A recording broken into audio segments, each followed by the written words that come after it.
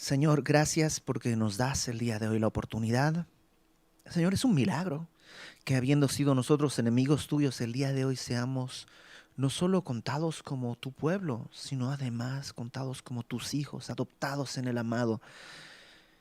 Y que además, Señor, tú hayas dicho que un siervo no conoce la voluntad de su amo. Por eso nos llamaste amigos, porque tú nos revelaste todas las cosas en tu palabra. Ayúdanos a escuchar con corazón atento y abierto lo que tú tengas que decirnos el día de hoy y que sea para tu gloria, Padre. En el nombre de Jesús, amén. Primer libro de Samuel, capítulo 3. Samuel estaba ya algunos años viviendo en Silo, en este lugar donde estaba el tabernáculo. Estaba el sacerdote Elí a cargo de todo esto.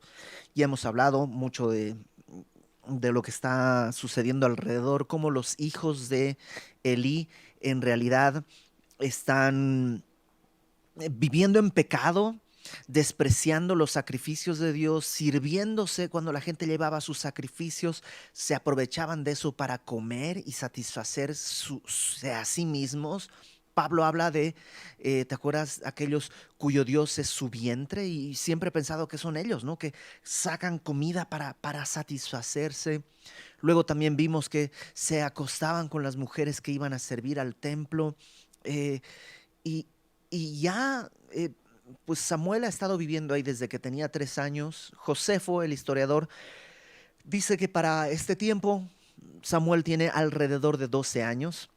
Y nos habíamos quedado la semana pasada a la mitad de una escena, así que déjame regresar un poquito.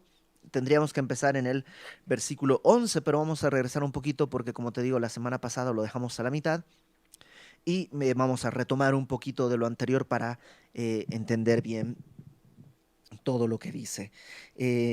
Versículo 7, voy a comenzar a leer desde el versículo 7 del tercer capítulo de primero de Samuel. Dice, Samuel, que ya tendría como 12 años, te decía, no había conocido aún a Jehová, ni la palabra de Jehová le había sido revelada. Jehová pues llamó la tercera vez a Samuel.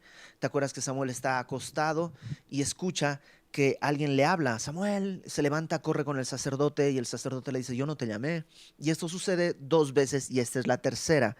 La tercera vez eh, corre nuevamente Samuel, se levantó y vino a Elí y dijo, heme aquí, ¿para qué me has llamado? Entonces entendió Elí que Jehová era el que estaba llamando al joven. Y le dijo Elí a Samuel, ve, acuéstate, y si te llamare dirás, habla Jehová, porque tu siervo oye. Así se fue Samuel y se acostó en su lugar. No dice que se durmió, sino que se acostó porque probablemente ante la expectativa de que Dios mismo te está hablando, yo no pegaría el sueño, el ojo, tal vez estaba ahí en su cama esperando, esperando, y de pronto dice, vino Jehová y se paró. De alguna manera, no sabemos si fue una visión o cómo, Dios se para ahí, al lado, y llamó como las otras veces, Samuel, Samuel. Y entonces Samuel dijo, habla, porque tu siervo oye. Versículo 11. Y Jehová dijo a Samuel, he aquí, haré yo una cosa en Israel, que a quien la oyere le retiñirán ambos oídos.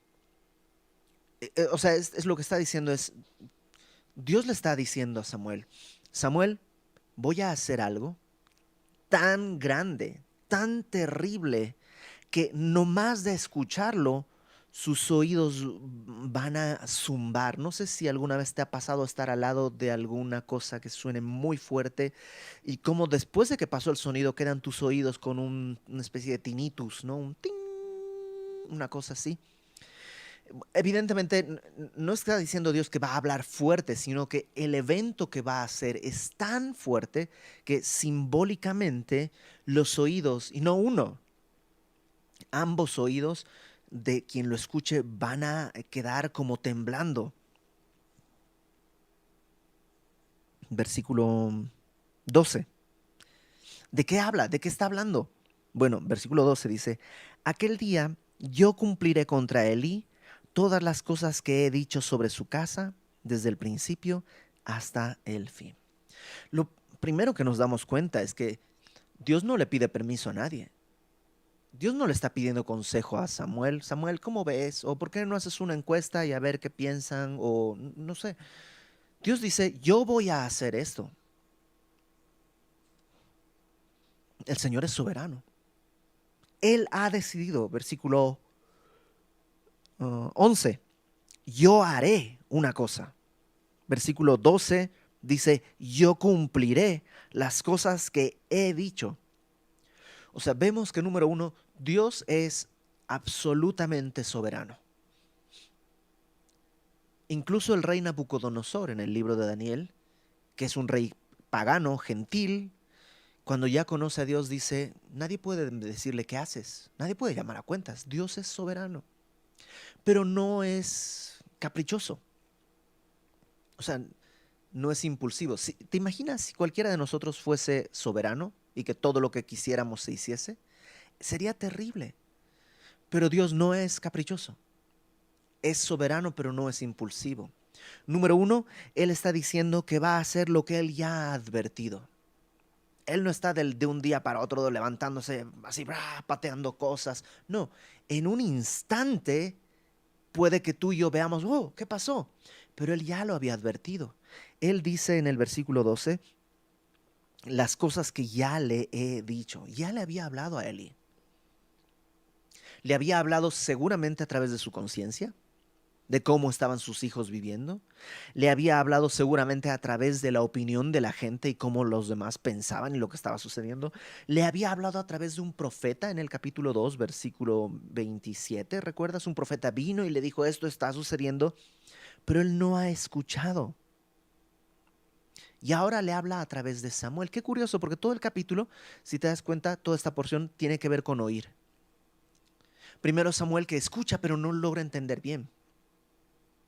Y a veces tú y yo podemos ser así, como que escucho que Dios me está hablando, pero no logro registrar dónde ni qué. Pero Dios se va a dar medios de que lo entendamos. Lo terrible es cuando como Elí sabe, conoce la voz de Dios, sabe que Dios puede hablar, pero no escucha. No ha escuchado. Ahora, híjole, este es el primer mensaje que Samuel va a traer al pueblo. Este es el primer mensaje que Samuel va a entregar como, digamos, profeta. Un profeta es el que habla de parte de Dios. Y uno pensaría que, pues, si va a ser mi primer mensaje, Señor, pues dime algo, recuérdale al pueblo que los amo. O diles que lean sus Biblias. O no sé, algo más amable, pero Samuel tiene que iniciar su ministerio con algo muy fuerte. Recuerda, dijo, les van a retiñir ambos oídos. Verso 13. Y le mostraré, está hablándole Dios a Samuel, que Dios le va a mostrar a Elí, que yo juzgaré su casa para siempre por la iniquidad que él sabe, porque sus hijos han blasfemado a Dios y él no los ha estorbado.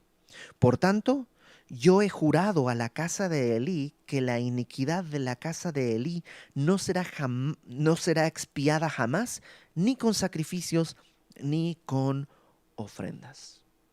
Elí había escuchado la voz de Dios, pero no le había parecido ni urgente ni importante. ¿Recuerdas que la semana pasada vimos que él le decía a sus hijos, ay hijos, no hagan eso, ay qué barbaridad? No sé si has visto gente así que sus hijos están trepados en la silla y están así, todo haciendo un relajo y dicen, niños, no hagan eso. Ay niños, ay qué barbaridad. Uy, no, ay, así son los niños. Y en realidad, a lo mejor piensan que son, no sé, con mucha gracia, pero en realidad, al no ponerle límites, cuando actuamos así, lo que estamos haciendo es preparar a nuestros hijos a la rebelión. Ahorita la rebelión contra nosotros, más tarde la rebelión contra Dios. Y, y Elí no había considerado que esto fuese importante. Ahora decíamos la semana pasada que los hijos de Elí ya eran hombres adultos. Por tanto, ya no estaban bajo la esfera de, digamos, Elí ya no ejercía control sobre ellos de la manera en que cuando son niños. Pero todavía Elí era el sumo sacerdote. Y Elí está permitiendo que en el sumo sacerdocio, que en el tabernáculo, que el tabernáculo sea una casa de pecado. Y él es responsable como padre, como jefe. Ya no tiene la capacidad de dominar a sus hijos, tal vez, pero fíjate lo que dice en el eh, versículo 13 al final. Dice, esta es la sentencia de Dios, que Elí no ha estorbado el pecado de sus hijos. Hay un punto en el que nosotros podemos controlar a nuestros hijos y podemos mandarlos a su recámara y quitarles su teléfono, lo que sea. Cuando ya son más grandes, realmente ya no es posible ese tipo de control, pero todavía podremos estorbar su pecado. Ya no participar de su pecado, sino estorbarle, ni siquiera ser neutral, estorbarle en su pecado. Y ese es un llamado al que Dios, porque los pecadores son ellos. Ellos son los que están viviendo en blasfemia y en pecado. Pero ¿a quién le está hablando Dios? ¿A quién está llamando como responsable? Al papá.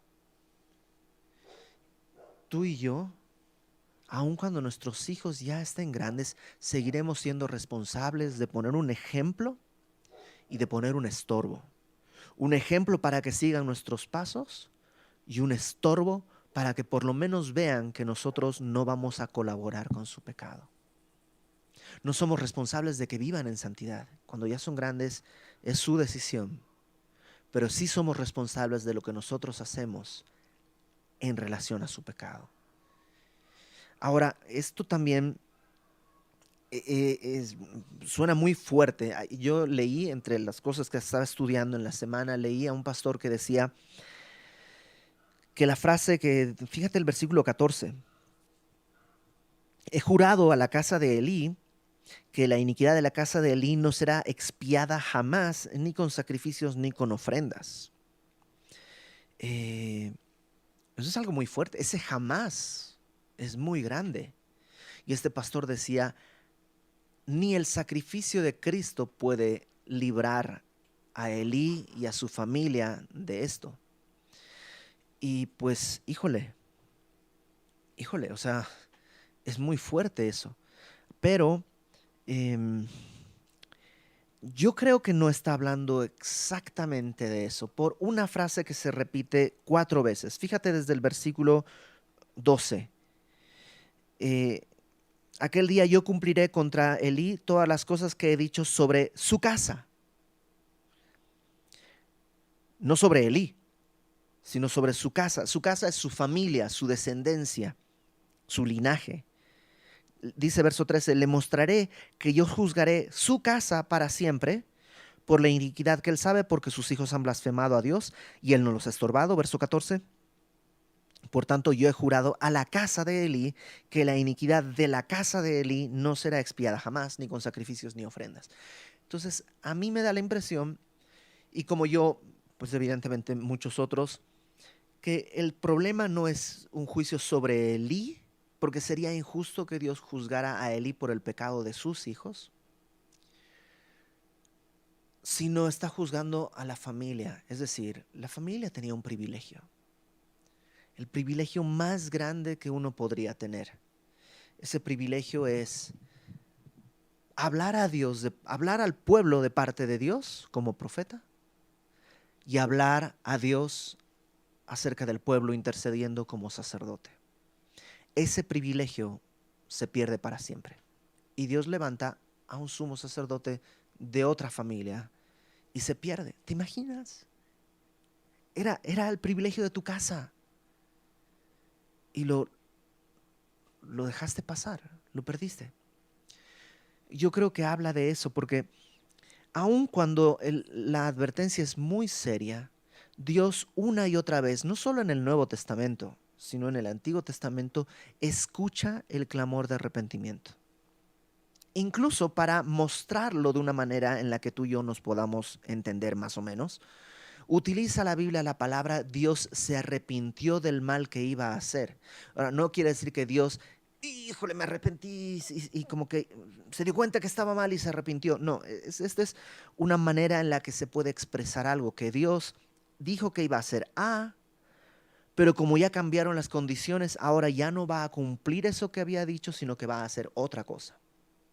Lo vemos con Jonás. Cuando Jonás entra a Nínive, después de toda su aventura, y dice, en 40 días este pueblo será destruido. Y el pueblo se arrepiente. Y Dios dice que se arrepintió del mal que iba a hacer y perdona al pueblo. Entonces yo creo que no está decretando una sentencia fatídica que ya no tiene solución sobre Elí ni sobre sus hijos. Probablemente si Elí se hubiese arrepentido, si sus hijos se hubieran arrepentido, les hubiera perdonado, pero lo que está diciendo es que pase lo que pase, el privilegio del sacerdocio en esa familia se ha perdido. Y yo pienso como padre, hay un tiempo en el que tú y yo tenemos para influenciar sobre nuestros hijos. Y ese tiempo se acaba. Y si nosotros perdemos, permíteme decirlo así, el dominio del balón cuando está en nuestra cancha, va a ser terrible querer recuperarlo cuando está en la cancha de otros. Cuando la mayor influencia sobre nuestros hijos ya no somos nosotros, sino otros amigos, maestros, la universidad, otras personas, habremos perdido el privilegio. Y Dios puede extender su misericordia, sí. Pero ¿por qué no guardar el privilegio que tenemos el día de hoy? Versículo... eh, bueno, un detalle más. Esto no está sucediendo de un día para otro. ¿Te acuerdas? Samuel tiene 12 años. ¿Cuántos años han pasado desde que sus hijos están viviendo mal? Ya cuando Samuel fue llevado a los 3 años, ya estaban las cosas mal. Han pasado 9 años en los que Dios ha esperado para que se arrepintieran y no lo han hecho. También habla de una cosa. Este profeta ya hacía tiempo que había venido y no había pasado nada. Y tal vez Elí y sus hijos pensaron, bueno, mira, parece que nomás Dios como que un día despertó de malas y nos amenazó, pero en realidad, mira, no pasa nada. No confundamos la paciencia de Dios con indiferencia. Dios es paciente porque espera nuestro arrepentimiento, pero el juicio vendrá. El tiempo no hace que el pecado se diluya. A veces pensamos que como pasó mucho tiempo ya no importa. No, esto es algo que sucedió hace años. Si no hay arrepentimiento, así como cuando Jehová es nuestro pastor, al final del Salmo 23 dice, el bien y la misericordia me seguirán todos los días de mi vida. Cuando yo no confieso mis pecados a Dios, mi pecado me alcanzará. Tarde o temprano me va a alcanzar mi pecado. Versículo 15. Y Samuel dice, estuvo acostado hasta la mañana. Una vez más, yo creo que después de esto que escuchó, pues, o sea, tampoco se durmió. Yo creo que se estuvo en la cama pensando, ¿será que le digo? No le digo. Le tengo que, pues es Dios, si es Dios, le tengo que decir. O igual y no fue Dios. ¿Y será que me lo imaginé? ¿Quién sabe qué habrá pensado Samuel? Que no se durmió, solo estuvo acostado y abrió las puertas en la mañana, y abrió las puertas de la casa de Jehová, sus responsabilidades las cumplió. Y Samuel temía descubrir la visión a Elí. Cuando vino este profeta a hablar con Elí, Elí dijo, órale. Cuando Samuel escucha este mensaje de Dios, lo toma en serio. Yo no sé qué tan en serio tomamos cuando Dios nos habla. Porque a veces Dios habla fuerte. Y lo digo, o sea, a veces Dios desde el púlpito habla fuerte. A mí me encantaría poder ser un portador de noticias dulces siempre. Pero más de una vez me he tenido que animar a hablar con una persona y hablarle no feo, pero fuerte. Cuando ha habido problemas, a veces en matrimonios, yo he tenido que decirle, estás mal. He tenido que decirle a algunas personas cuando estoy tratando de exhortarles y están discutiendo conmigo. He tenido que decirles, cállate y escucha. No, pero es que yo escucho. No, estás hablando, cállate. Ok, está bien, me callo. No, cállate. Bueno, está bien, me voy a callar, cállate. Y pareciera que uno se enoja, pero es que, ¿sabes qué? Eh, no recuerdo qué predicador decía. Creo que es Piper, John Piper, que él se ve a sí mismo parado al borde de un precipicio, con las manos extendidas diciéndole a la gente, alto, no des ni un paso más. Estoy parado en el precipicio que va a la eternidad para una condena eterna. Y a veces necesitamos hablar fuerte. A Samuel le tocó empezar a hablar fuerte y Samuel entendió lo severo de esto y por eso temió. Fíjate la reacción que tiene Samuel y compáralo con lo que vamos a seguir leyendo. Llamando pues, verso 16, Elí a Samuel, le dijo, hijo mío.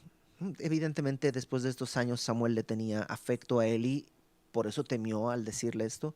Y Elí le tenía afecto a Samuel. Seguramente era el hijo que siempre quiso tener. Y le dijo, hijo mío, Samuel. Y él respondió, heme aquí. Qué bonito cómo responde Samuel, ¿no? Siempre que alguien le habla, pensó que le hablaba a Elí, heme aquí, heme aquí. Dios le habla, heme aquí, heme aquí. Y Elí dijo, ¿qué es la palabra que te habló? Te ruego que no me la encubras. Así te haga Dios y aún te añada, si me encubrieres palabra de todo lo que habló contigo. Ni cómo mentirle, es decir, no, ¿de qué me estás hablando? ¿Quién me habló? No, nadie, no, no, era un número equivocado. O sea, si Elí le dijo a Samuel que era Dios quien le estaba hablando. Y aquí vemos también de parte de Samuel una buena marca de su carácter, porque, porque quiere escuchar lo que Dios dice. Verso 18, y Samuel se lo manifestó todo sin encubrirle nada. ¿Te imaginas? Bueno, Eli, eso es lo que Dios dice, que va a hacer algo tan fuerte que de solo escucharlo vas a sentir que tus oídos explotan. Va a traer juicio sobre tu casa. ¿Cómo habrá sido la mirada de Elí ante Samuel?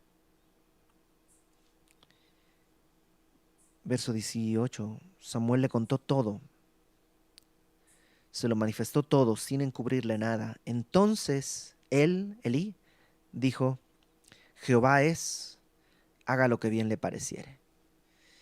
Y hay un gran debate entre los eruditos bíblicos sobre si esto es una muestra de fe, que Elí está diciendo, yo no voy a discutir. Si es lo que Dios dice, amén, que así sea. O si por el contrario es una apatía, diciendo, ah, órale, eso dice. Pues sí, ya me había dicho, pero pues no hace nada. ¿Cuál de las dos es?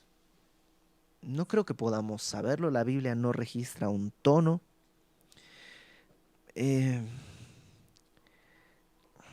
yo creo que entrar al terreno de la especulación es peligroso en este sentido, decir si Elí lo hizo bien o lo hizo mal.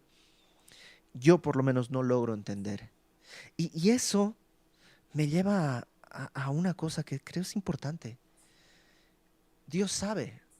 O sea, tú y yo no sabemos cuál fue la respuesta de Elí, buena o mala, pero Dios sí.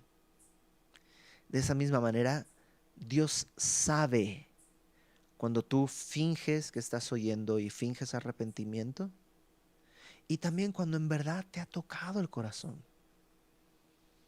Cuando de verdad algo en la palabra de Dios en tu corazón ha acabado tan profundo que algo cambia. Hace algunos años hace pues, varios años ya. Eh, Mi esposa me, me reclamaba que había algo que yo estaba haciendo y que yo no podía ver. Y sinceramente no veía. Yo, en mi mejor esfuerzo, pensaba que era un buen esposo, que estaba haciéndolo, digo, no perfecto, pero por lo menos, o sea, tenía nota de aprobación. Debería tener nota de aprobación. Y mi esposa me decía esto, y está mal, esto no, esto no, esto no, esto no.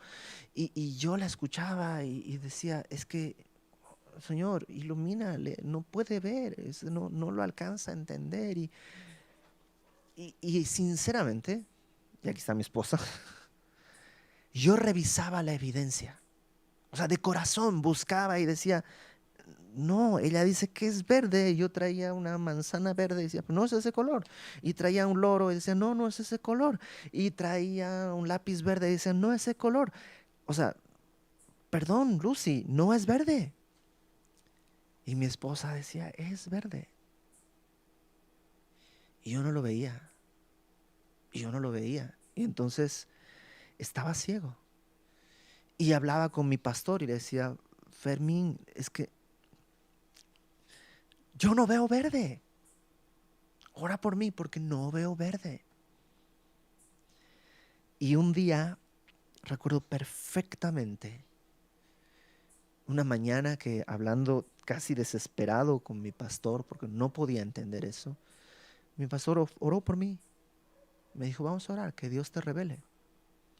Y mientras oraba por mí, se abrieron mis ojos. Y para mí fue tan claro, dije, es verde. Claro que es verde. O sea, mientras mi pastor estaba orando por mí ahí en la oficina, Dios me abrió los ojos y pude ver. Y sabes que ese día me di cuenta, estaba mal. Y Dios me permitió tener arrepentimiento al respecto. Terminé de hablar con mi pastor y le marqué a mi esposa y le dije, ¿sabes qué? Estoy viendo. Y a mí me tocaba a partir de ahí convencer a mi esposa de que en verdad lo vi, de en verdad me arrepentí. Pero, pero ¿sabes qué tenía? La certeza de que en verdad estaba arrepentido. Y lo que estaba sucediendo en mi corazón, Dios lo sabía. Tal vez en principio mi esposa podría decir, bueno, pues, o sea, pobre cuate, o sea, tantas veces lo intenta y nomás no, no sé si te pasaba cuando veías estos libros de en 3 dimensiones, que ahí ponías los ojos viscos y, ¿ya lo ves? No, sí, sí, sí, no, no, en realidad no, no. Ahora sí, parece que sí, parece, no, tampoco, no. Y yo muchas veces así como que sí, parece que veo, pero nunca vi. Y el poder tener la tranquilidad de que Dios sabe que ya veo que es verde.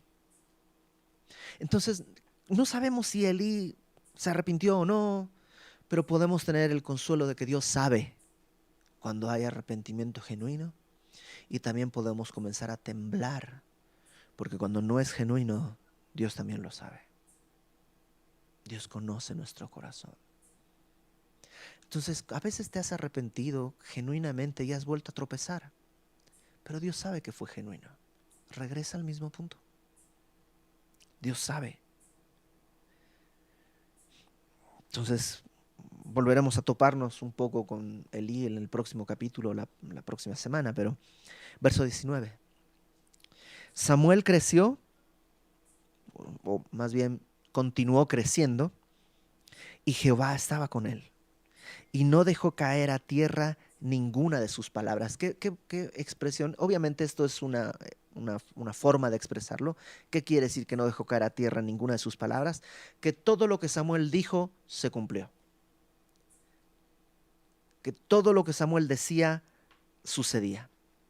Era un profeta genuino, porque en el Antiguo Testamento, cuando alguien hablaba de parte de Dios y no se cumplía, habría que apedrearlo, porque era un falso profeta.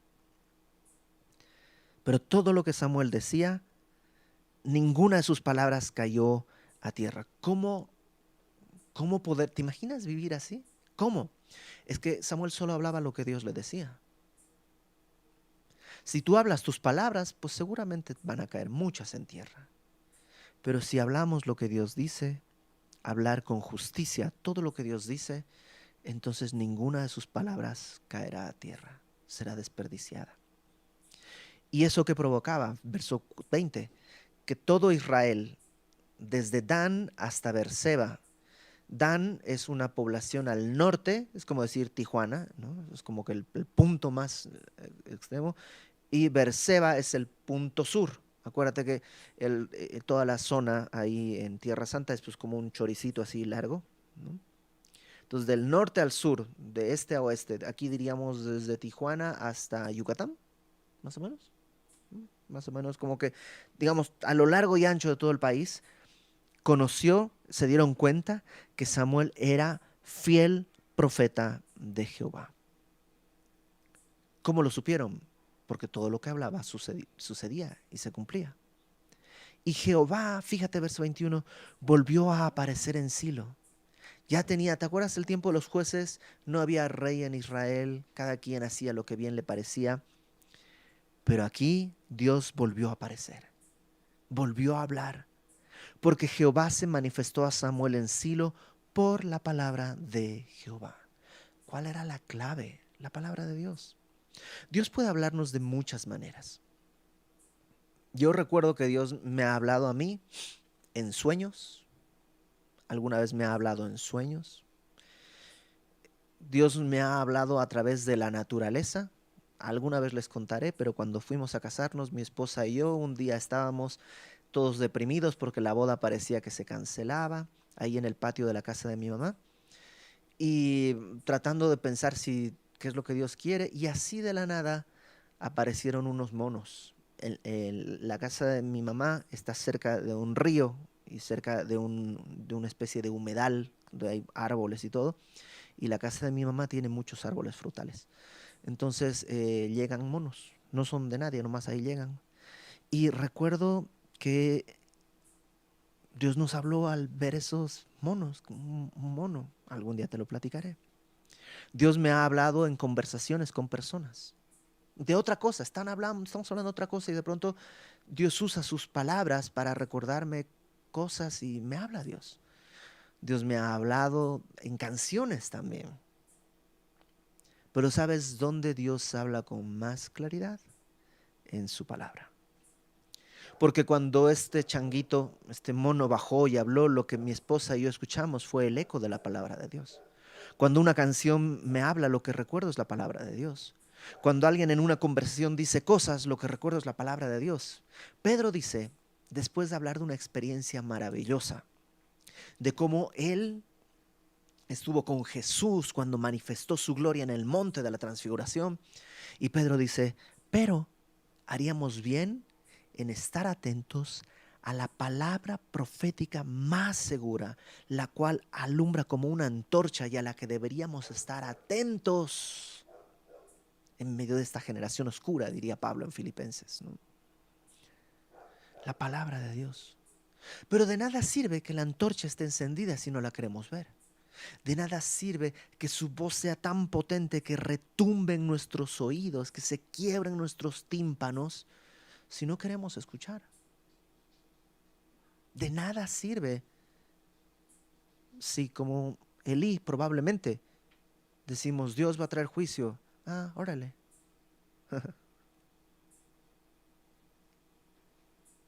Deberíamos temer ante la palabra y creer la palabra. Creer la palabra en dos sentidos.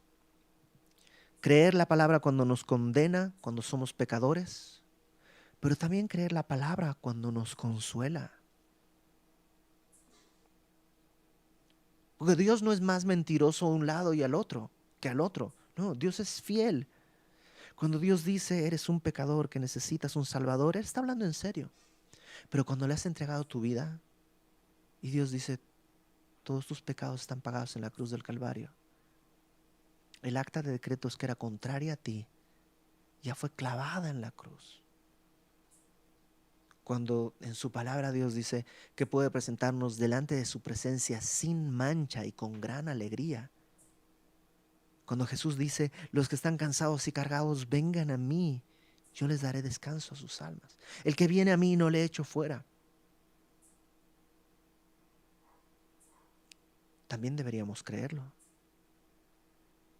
Cuando Dios dice que no hay nada que pueda separarnos del amor de Dios que es en Cristo Jesús. Ni el pasado, ni el presente, ni el porvenir, ni lo alto, ni lo profundo, ni principados, ni potestades. Y para que quede claro, dice, ninguna cosa creada nos puede separar del amor de Dios. Cuando Dios dice que a los que aman a Dios todas las cosas les ayudan a bien. No dice que les salen bien, ni siquiera dice que son bonitas, ni que se sienten bonito, pero ayudan a bien. Porque más adelante dice que los que antes conoció también los predestinó. Y aquí está el bien. ¿Cuál es el bien del que habla? Para que fuesen hechos conformes a la imagen de su Hijo, para que Él sea el primogénito entre muchos hermanos. Romanos 8. Entonces tenemos que creer eso. Tanto como creemos que somos pecadores, tenemos que creer que Dios nos dio su Espíritu para que por su Espíritu, Romanos 8 una vez más, el mismo Espíritu que levantó a Jesús de los muertos, ahora está en nosotros y puede vivificar nuestros cuerpos mortales. El mismo Espíritu que levantó a Jesús de los muertos vivificará nuestros cuerpos mortales. ¿Lo creemos? Qué importante es asumir eso y recibirlo. Que seamos como Samuel, que a veces... ¿No te acuerdas cuando recién le entregaste tu vida a Cristo y eras completamente ignorante de las verdades de Dios, de la Biblia y las doctrinas? Y todo lo que escuchabas decías, sí, sí, sí, sí, sí, sí, sí, sí. Cuando te dijeron, tus pecados son perdonados, ¿y lo creíste? Poder recibir la palabra con esa, permíteme decirlo así, con esa ignorancia de todo lo demás. O sea, yo no sé nada, solo sé que Dios está hablando y yo voy a decir, heme aquí, habla, tu siervo escucha. Necesitamos regresar a ese punto, al punto en que la palabra, la voz de Dios, era lo que nos sostenía y lo que nos identificaba. Y entonces todas las personas que están alrededor podrán ver que nuestras palabras no caen a tierra. Y de un punto al otro de nuestra casa van a poder decir, mira, cuando Él habla parece que a través de Él habla Dios. Y entonces glorificaremos a Dios, porque al final de cuentas, para eso fuimos creados. Vamos a orar. Señor, gracias por tu palabra. Esta palabra, Señor, que de alguna manera alguien a nosotros nos habló, nos predicó tu evangelio.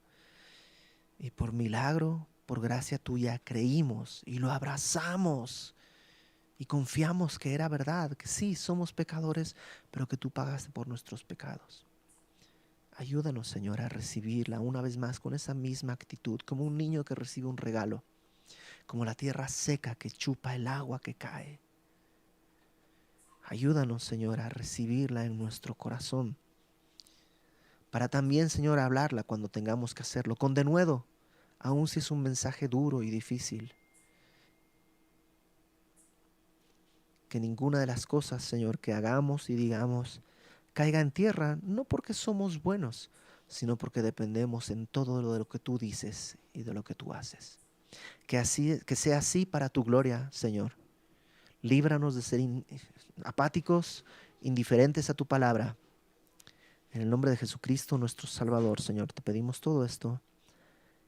Amén. Amén.